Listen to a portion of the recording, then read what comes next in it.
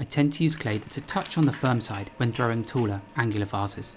The shape itself ends up with quite a narrow base, and while centering firm clay can be difficult, as this pot's shape is defined, it really helps to keep everything sturdy.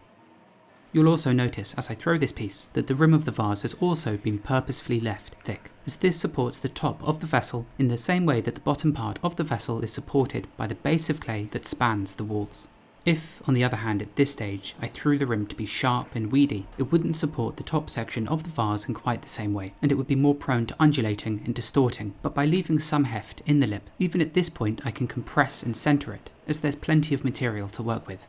With the approximate form thrown, I can now begin further defining the shape, which I do by pressing the walls out against the kidney. The tool itself isn't being pressed into the pot, instead it's held just hovering on the surface, and then I push the clay out against it. This imparts far less force on the pot, and it ensures the shape and profile match what I'm picturing in my head. If, on the other hand, you define the shape by forcefully pressing the kidney into the clay, you can end up with a form that's narrower than you imagined, and the chance that the tool catches and is dragged around by the spinning clay is much greater.